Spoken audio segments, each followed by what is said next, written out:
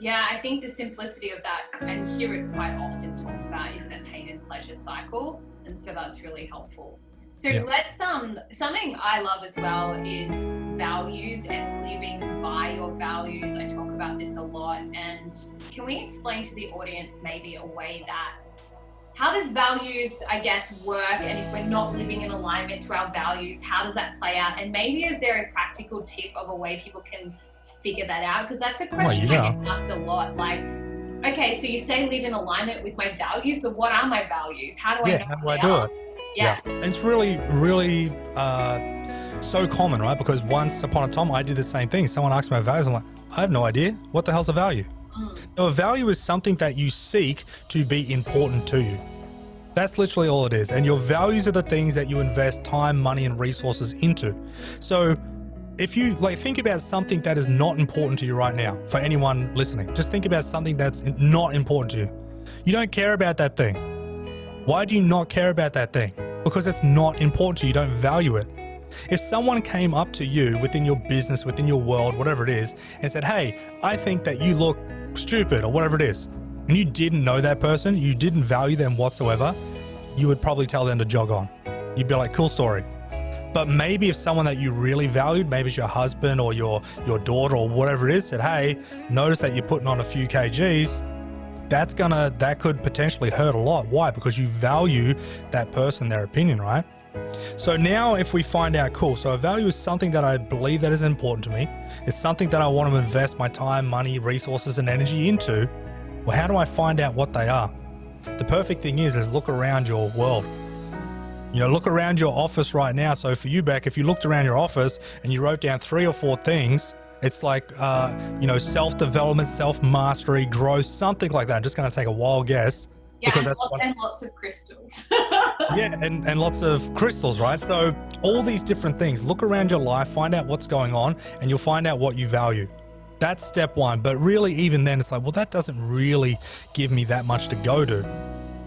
So the next step is find out the context that you want to find your values in. Maybe it's life. Maybe it is in health and fitness. Maybe it's in relationships. Maybe it's in money, career, and finances. Whatever it is, let's go life first off, right? So you put at the top of a page, people can do this whenever they're free, is you ask yourself the question, what is important to me about life?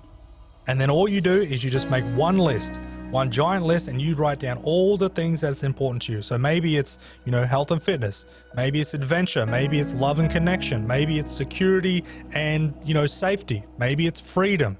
Maybe it is, whatever. There's 50 million different things you could have. So now you've got this whole entire list, but you want to ask yourself that question 3 times. Because the first time you ask that question, it's all conscious. Oh, these are the things that I think I value. Yeah. But we want unconscious. What is it that you really value? And then all of a sudden you ask yourself the question again, okay, cool. What else in the context of life do I truly value? Oh, do you know what? Inner peace. Shit, that's really important to me. Why didn't I never think of that? Because it's unconscious. Good. Now inner peace goes on the list.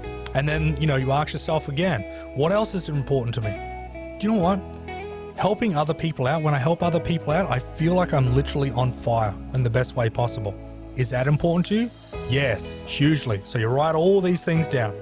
Then you go through that list, and from most important, number 1, to least important, number 10, you write down at that point in time what is most important to you. Then in the context of life, you've found out what your top values are. Now from 1 to 5, your top 5 values are going to be the ones that you care about and value the most. And then it'll start to taper off. Now your top values, 1, 2, 3, 4, and 5 is going to produce your beliefs, your behaviors, the skills that you invest in, your environment, and more importantly, your fulfillment. Let's just say that if you've got, what did I say before? Inner peace.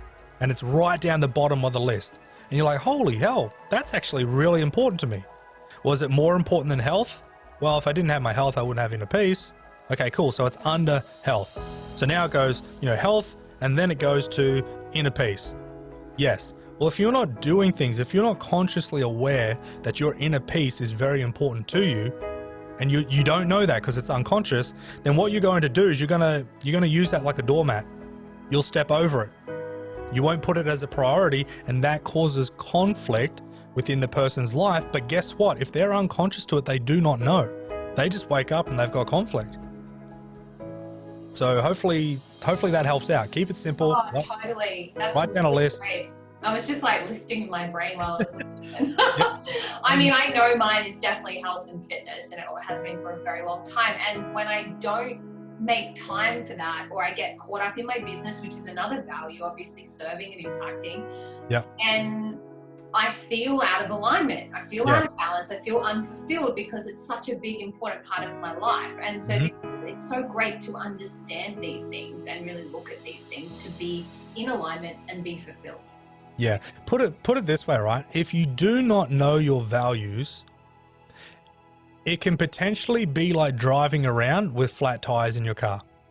And all of a sudden you'll be driving down this beautiful scenery and your tires will get inflated again.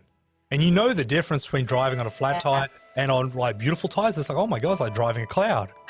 And then all of a sudden you turn right and the tires go flat again. You're like, oh, why is this so hard? Yeah, it's like, it's an unconscious thing where you're just going in and out, you're winging it, but you don't really know what's going on because you don't understand, and you're out of alignment, then you're in alignment and you're just all over the place.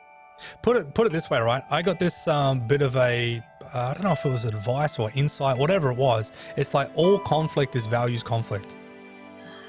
If you can get that, very simple to get that. If you can get that, it's like, oh my God, hang on a second, say that again. It's like every bit of conflict that you've ever had in your life is a value in your is a conflict in your values.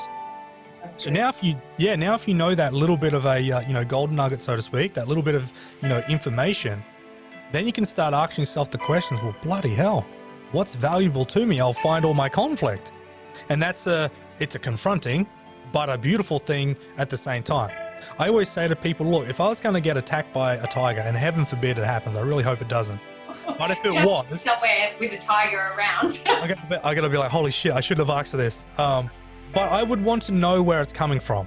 Like if I was in a dark room and someone said, hey, there's a tiger somewhere in this room, whatever you do, don't touch it because it's really pissed off and hungry. I'd want to know where the tiger was, wouldn't you? It's exactly the same thing within, all right, if I've got conflict within my life, I would want to know where that conflict is coming from rather than, oh no, it'll be right. Just, let's just do something else. Because then if it is, really dangerous, you can transform it, transcend it. You cannot touch it. You cannot poke it with the stick. You cannot tease it, whatever it might be. I just think it's like, I would choose that option. Well, everything's better with awareness, right? It definitely helps. It's step one of all steps, because without it, it's like, what thing? What are you talking about?